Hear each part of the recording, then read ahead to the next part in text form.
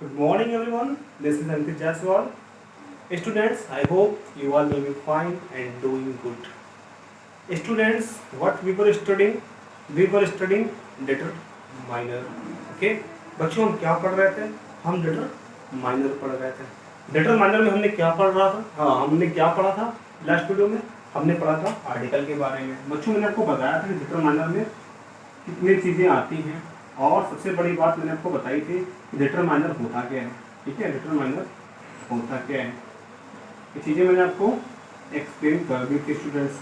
If you remember, अगर आपको याद हो, नहीं भी याद है तो आप मेरी पिछली वीडियो जाके चेक कर सकते हैं, वहाँ से आपको जाके चीज़ें मिल जाएंगी कि डिटरमाइनर क्या होता है, आर्टिकल्स क्या होते हैं. इसलिए मैंने आपको समझाई हैं, बताई हैं. ठीक है, आज हम बात करेंगे आर्टिकल्स के बारे में और थोड़ा सा इसको अच्छे से समझेंगे. ठीक है, इसका होल एक्सप्लेनेशन लेंगे, समझेंगे कहाँ यूज होता है, कहाँ यूज नहीं करना है हमको. ठीक है, आज आर्टिकल चैप्टर को हम खत्म करते हैं. बच्चों मैंने पिछली वीडियो में ही आपको बता दिया था कि आर्टिकल्स टू टाइप के होते हैं. एक होता है डेफिनेट और दूसरा होता है इंडेफिनेट. ठीक है, डेफिनेट एंड इंडेफिनेट. ठीक है बच्चों, डेफिनेट आर्टिकल होता है द और ये होता है ए और एन. ठीक है, ए एंड द. बच्चों ए और एन जो होता है वो वीकेंड फॉर्म ऑफ वन होता है. ठीक है, वीकेंड फॉर्म ऑफ वन. और जो दा होता है वो वीकेंड फॉर्म ऑफ दैट होता है. ये बात आप याद रखिएगा. यानी कि आप वन के एज अ वन, ठीक है, जब आपको एज अ वन रिप्रेजेंट करना हो, ठीक है, दिखाना हो कि कोई चीज़, आप एक चीज़ के बारे में बात कर रहे हैं, देन आप ए और एन आर्टिकल का यूज कर लीजिए. और जब आपको दैट यानी किसी खास चीज़ के बारे में दिखाना हो, ठीक है, कि उस वो खास स्पेसिफिक के बारे में, देन आप आर्टिकल दा का यूज कर लीजिए. ठीक है, तो ये दो आर्टिकल हैं जो आप अकॉर्डिंगली यूज कर सकते हैं. ऑलराइट, तो आई होप कि आपको चीज़ समझ में आ रही होगी कि आप ए एन और दा किस तरह से कहाँ पर यूज कर सकते हैं. आपको इसमें प्रॉब्लम आई थिंक नहीं होने वाली है, होनी भी नहीं चाहिए. ठीक है, चलिए अब हम समझेंगे कि इसका और भी यूज कहाँ पे होता है. ये तो आपका हो गया. अब देखिए बच्चों, ए और एन यानी कि जहाँ पे आपका क्या होगा, यहाँ पे हम बात करें सबसे पहले ए की. ठीक है, बात करते हैं एन की. तो एन बच्चों जहाँ पर भी आपको वॉवल साउंड लगेगा, ठीक है, वॉवल साउंड जहाँ भी आपका लगेगा, वॉवल साउंड जहाँ भी आपका आएगा तो क्या होगा, वो वहाँ पर आप एन लगा देंगे. ठीक है, वॉवल साउंड से स्टार्ट होने वाले वर्ड और साथ में वो आपका यहाँ पे. सो मैं क्या बता रहा था स्टूडेंट्स, आपको बता रहा था कि यहाँ पे अनस्पेसिफाइड नाउन होना चाहिए, अनस्पेसिफिक नाउन होना चाहिए. उसके साथ आप वॉवल साउंड जहाँ भी हो और साथ में अनस्पेसिफाइड नाउन हो, अनस्पेसिफिक नाउन हो. यहाँ पे आप अनस्पेसिफाइड भी कर सकते हैं. ठीक है, अनस्पेसिफाइड नाउन हो तो ऐसे में क्या होगा, ये आपका जो है एन का यूज करेंगे. इतनी बात आई होप कि आपको समझ में आ गई होगी कि हम लोग यहाँ पे एन का यूज कहाँ करेंगे. ठीक है, और दूसरी बात अगर हम बात करें ए की, ए का भी सेम केस है बच्चों. ए का यूज कहाँ करेंगे, कॉन्सोनेंट साउंड के साथ, कॉन्सोनेंट साउंड वाले वर्ड के साथ. और ये भी क्या होगा, आपका अनस्पेसिफाइड नाउन होगा, अनस्पेसिफाइड नाउन के साथ यूज करना. ठीक है ना. तो जहाँ पे वोवेल साउंड हो, अनस्पेसिफाइड नाउन हो, वहाँ पे एन. और जहाँ पे कॉन्सोनेंट साउंड हो, अनस्पेसिफाइड नाउन हो, ठीक है, उसके साथ ए लगाएंगे. एग्जांपल के तौर पर आप देखिए, जैसे कि मान लीजिए यहाँ पे, ठीक है, आई हैव अ बैग. ठीक है, आई हैव अ बैग, मेरे पास कोई एक बैग है. अब वो जो बैग है ना, वो किसी खास बैग को नहीं बता रहा है, कोई भी एक बैग है मेरे पास, तो उसके बारे में कुछ ज़्यादा इन्फॉर्मेशन मुझे नहीं पता है, बस एक बैग मेरे पास इतना काफ़ी है. ठीक है, तो वो वीकेंड फॉर्म ऑफ यहाँ पे एज अ वन यूज कर रहे हैं, तो यहाँ पे ए का यूज किया हमने. और देखिए आप, जो बैग है ना, यहाँ पे बी का साउंड आ रहा है, कॉन्सोनेंट का, आप सब पढ़ चुके हैं, जानते हैं. तो ऐसे में क्या होगा बच्चों, यहाँ पे आप ए लगा देंगे. कुछ ऐसे टर्मिनोलॉजी भी हैं जहाँ पे आपको दिखाई पड़ेगा कि वो कॉन्सोनेंट है, बट वो एक्चुअली वोवेल होते हैं, या फिर वोवेल होते हैं, आपको मालूम चलते हैं वो कॉन्सोनेंट है. तो ऐसे में आप कंफ्यूज मत रहिएगा. कुछ ही हैं स्पेशल, जैसे कि आपको यहाँ पे अगर हम बात करें एन से, तो एन से आवर होता है, शुरू तो एस से होता है, बट ये यहाँ पे साउंड आपका आ का दे रहा है तो आवर हो जाएगा. ऐसा ही बच्चों यहाँ पे क्या होगा, ऑनेस्ट हो जाएगा और लास्ट में आएगा.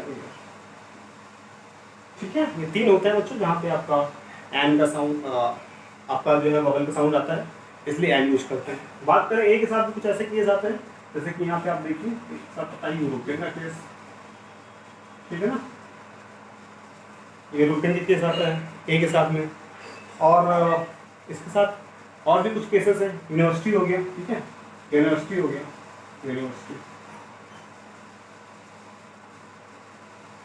तो ये दो चीज़ें हैं जहाँ पे आप देख सकते हैं कि यहाँ पे आपका जो है वॉवल का साउंड आ रहा था तो एन लगा दिया, यहाँ पे आपका जो है बच्चों ए का साउंड आ रहा है यानी कंसोनेंट का साउंड आ रहा है, तो यहाँ पे हमने क्या किया, ए लगा दिया। बस इतनी बातें आपको याद रखनी है, इससे ज़्यादा कुछ आपको याद रखने की जरूरत नहीं है मेरे ख्याल से, ठीक है। इसमें बाकी यूज़ कहाँ करते हैं आर्टिकल्स का वो समझेंगे हम, ठीक है।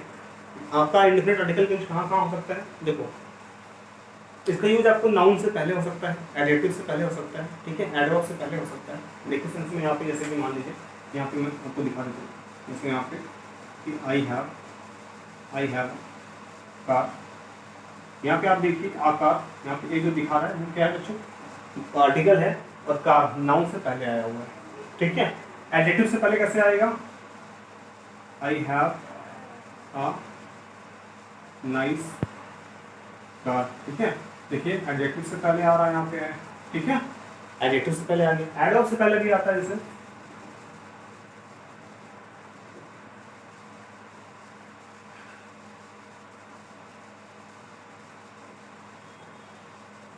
देखो बच्चों यहाँ पे वेरी एडवर्ब से पहले आया हुआ है यहाँ पे, ठीक है।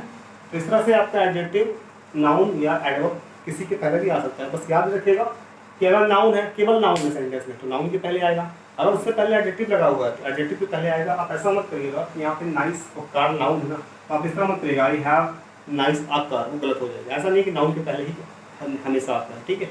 नाउन के पहले भी आता है, एडजेक्टिव के पहले भी आता है और एडवर्ब के पहले भी आता ही है, ठीक है। तो ये चीज़ें आप ध्यान रखेंगे कि यहाँ पे कैसे आपको चीज़ें करनी है, ठीक है। आई होप कि आपको समझ में आया इसमें। अब हम स्टूडेंट क्या करने वाले हैं, चीज़ों को हम क्या करेंगे, हम आगे पढ़ेंगे, ठीक है। ये तो आपका हो गया इंडेफिनिट आर्टिकल, यहाँ पे आपने जाना कि कहाँ कहाँ यूज इसका होता है, कैसे होता है, ठीक है। आई होप कि आपको समझ में आ गया होगा और आपको प्रॉब्लम नहीं होगी। यहाँ पे बात करते हैं डेफिनेट आर्टिकल के बारे में, चलिए, ठीक है। जहाँ पे दा के बारे में पढ़ेंगे। दा क्या होता है, वीकेंड फॉर्म ऑफ दैट होता है, यानी किसी खास चीज़ के बारे में बात जब करते हैं तो दा लगाते हैं। दा के लिए कुछ क्राइटेरिया बना दिए गए हैं, उन क्राइटेरिया को हम पढ़ लेते हैं एक करके, लेकिन उससे पहले समझ लेंगे कि आखिर ये क्यों बनाया गया क्राइटेरिया, ठीक है। इसका स्क्रीनशॉट आप ले लीजिए।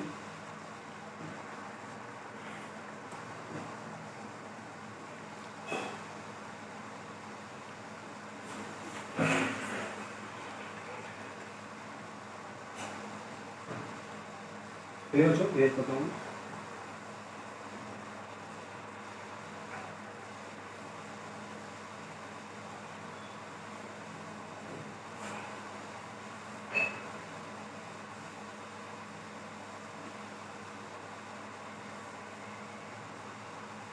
बच्चों, पढ़ेंगे हम डेफिनेट आर्टिकल के बारे में, ठीक है। डेफिनेट आर्टिकल के बारे में, चलिए डेफिनेट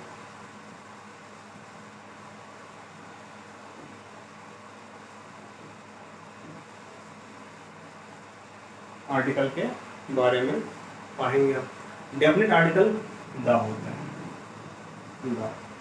अच्छा, वैसे डेफिनेट क्यों कहा गया, किस लिए कहा गया, रीजन सिर्फ एक है, एंड दैट इज ये किसी खास चीज़ के बारे में बात करता है, किसी स्पेसिफिक चीज़ों को दिखाता है, ठीक है। अच्छा बच्चों, एक चीज़ और याद रखिएगा आप लोग, जो आपका इनडेफिनिट आर्टिकल था ए और एन, वो केवल वहाँ पे सिंगल, जो आपका ए एन था, ये याद रखिएगा, ए एन केवल सिंगल के साथ यूज में आएगा, और वो भी काउंटेबल के साथ, सिंगल काउंटेबल नाउन के साथ, सिंगल काउंटेबल नाउन के साथ यूज में आएगा, ठीक है। कभी भी आप अनकाउंटेबल नाउन के साथ या प्लूरल नाउन के साथ यूज मत करिएगा, गलत हो जाएगा अगर बात करते हैं इंडेफिनिट आर्टिकल की, तो ठीक है। बात कर रहे हैं डेफिनिट आर्टिकल की। डेफिनिट आर्टिकल की जब बात करेंगे तो यहाँ पे दा होता है और weekend form of one. My dear students, एक बात आप समझिएगा, यहाँ पे समझने वाली बात यह है कि जो दा होता है वो स्पेसिफिक चीज़ों को दिखाता है, ठीक है। स्पेसिफाइड चीज़ों को यहाँ पे ये दिखाता है, स्पेसिफाइड चीज़ों के बारे में बात करते हैं।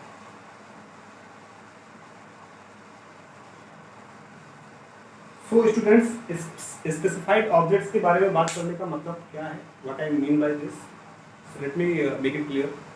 बच्चों, यहाँ पे बात ये हो रही किसी भी खास चीज़ के बारे में, जैसे खास चीज़ के बारे में क्या है, किसी भी स्पेसिफिक चीज़ के बारे में, ठीक है, जिसके बारे में आप बात करना चाहते हैं, एक्चुअली जिसके बारे में आपको पता है, आप उसी चीज़ के बारे में बात करना चाहते हैं, जिसके मतलब जिसके बारे में आप सेंटेंस में बताना चाहते हैं, ठीक है, तो क्या होगा वहाँ पे हम दा लगाएंगे। देखो एक सेंटेंस एक बार समझा देता हूँ आपको, जैसे मान लीजिए, ठीक है, यहाँ पे आई हैव अ कार, यहाँ पे जब ये आपने आई हैव अ कार बोला तो मेरे पास एक कार है, कोई भी एक कार है, मैं उसके बारे में जानता नहीं हूँ, ठीक है, एक कोई कार है, मुझे उसके बारे में कुछ नहीं पता। I have the car, I have the car, I have the car.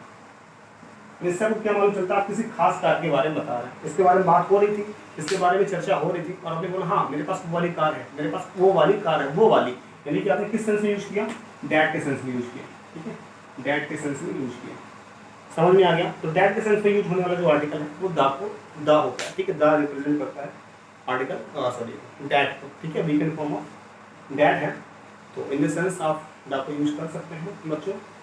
So my dear students, ठीक है, ये है आपका दा का यूज। चलिए अब दा को पढ़ेंगे हम, यहाँ पे कुछ चीज़ों के बारे में जानेंगे, कहाँ कहाँ इसका यूज क्या क्या हो सकता है, और फिर मैं आपको एक चार्ट बना देता हूँ या फिर एक तरीके से कुछ क्वेश्चन करवा दूंगा, जिससे कि आपको इसकी जो कन्फ्यूजन है वो दूर हो जाएगी। चलिए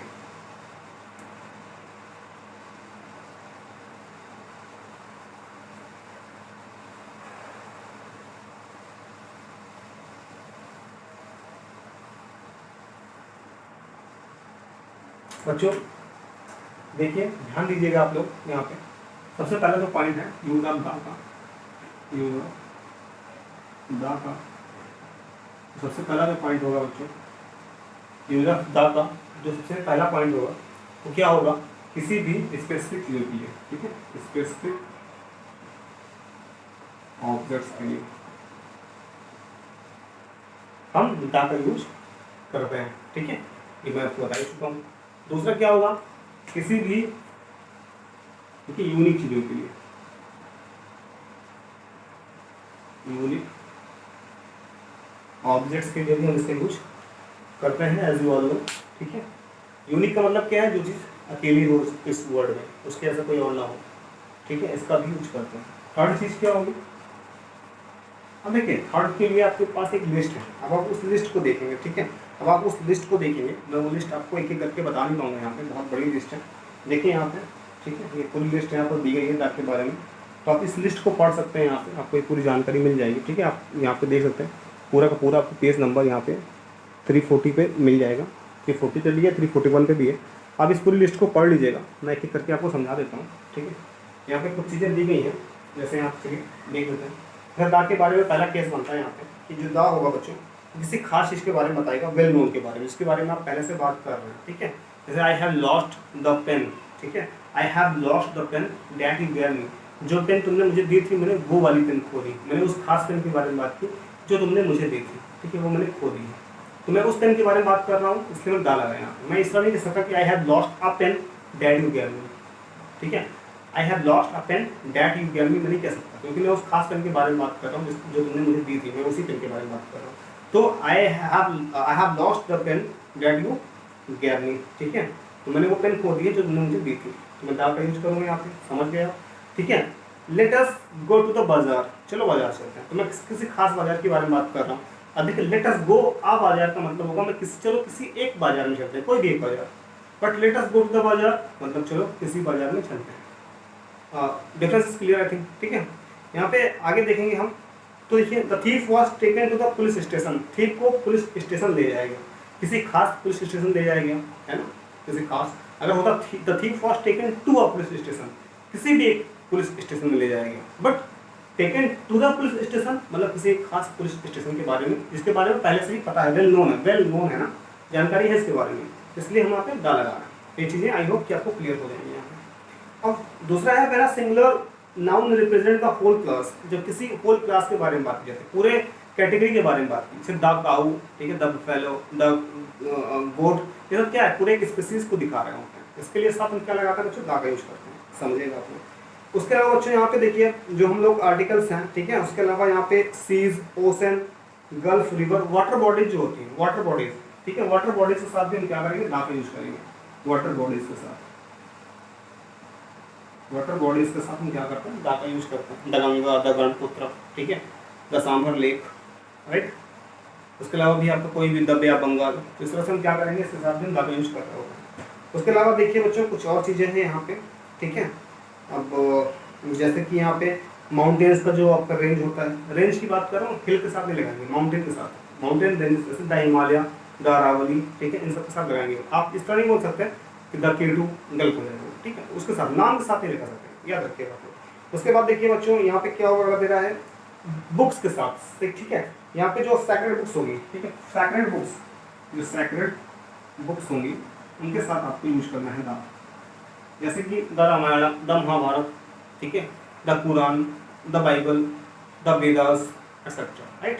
चलिए यहाँ पे उसके बाद आता है बच्चों, बात आती है आपका यहाँ पे, जब हम देखिए सीधी सी बात है, जब किसी प्रोविंस के बारे में बात करते हैं, यानी किसी ऐसे इलाके के बारे में बात करते हैं जो मिलकर बना हुआ है, ठीक है, कई चीज़ों से, राइट। जैसे कि यहाँ पे the USA, the United state of America, the UK, the United kingdom, ठीक है, the UN, the United nation, तो ये सारे क्या है, कई कंट्रीज से मिलकर बने हुए हैं, जिनकी वजह से हम इनको क्या बोलते हैं बच्चों, इनके साथ दा लगा रहे हो। आई होप कि दिस क्लियर होगा आपको, कोई बहुत बड़ी इसमें बात नहीं है जानने वाली, ठीक है।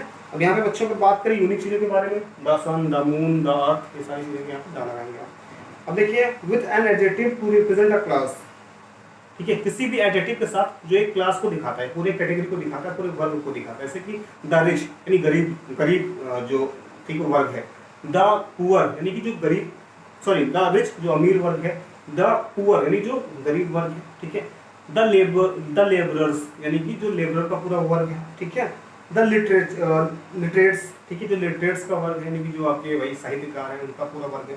तो एक पूरे क्लास को जब शो करेगा तो उसके साथ दा लगाएंगे यहाँ पे, आप समझ सकते हैं, उसके साथ जो एडजेक्टिव लगी होती है उसके साथ, ठीक है।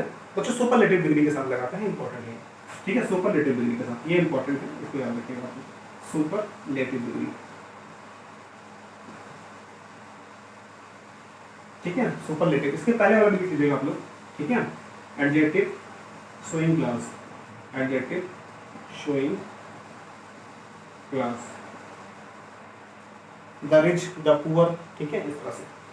तो ये बच्चों superlative degree, the greatest, the highest, the biggest, the weakest, इस तरह से आप यूज कर सकते हैं, ठीक है।